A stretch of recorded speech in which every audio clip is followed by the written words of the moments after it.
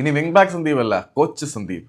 Kerala Blasters എഫ്.സിയുടെ wing back ആയിട്ട് കഴിഞ്ഞ കുറേ കാലമായിട്ട് അത്യാവശ്യം നല്ല പ്രകടനം കാഴ്ചവെച്ചുകൊണ്ടിരിക്കുന്ന താരമാണ് സന്ദീപ് സിംഗ്. നിലവിൽ നോർത്ത് ഈസ്റ്റ് യുണൈറ്റഡിന് വേണ്ടി കളിച്ചുകൊണ്ടിരിക്കുന്ന ദിനേഷ് സിംഗിന്റെ സഹോദരനുമാണ് സന്ദീപ് സിംഗ്. ഇതേ സന്ദീപ് സിംഗ് പരിശീലകനാവാനുള്ള തയ്യാറെടുപ്പിലാണ്. നിലവിൽ അദ്ദേഹം കളിച്ചുകൊണ്ടിരിക്കുകയാണ്. പ്രൊഫഷണൽ കോൺട്രാക്റ്റഡ് ഫുട്ബോൾ പ്ലെയർ ആണ്. എങ്കിൽ കൂടി അദ്ദേഹം ആസാമിലെ ഗുവാഹത്തിയിൽ വെച്ച് കഴിഞ്ഞ ദിവസം നടന്ന ഓൾ ഇന്ത്യ ഫുട്ബോൾ ഫെഡറേഷനും ആസാം ഫുട്ബോൾ അസോസിയേഷനും ചേർന്ന് സംയുക്തമായി സംഘടിപ്പിച്ച ഓൾ ഇന്ത്യ ഫുട്ബോൾ ഫെഡറേഷന്റെ ഡി ലെവൽ കോച്ചിങ് ലൈസൻസിന് വേണ്ടിയിട്ടുള്ള കോഴ്സ് അറ്റൻഡ് ചെയ്തിട്ടുണ്ട്.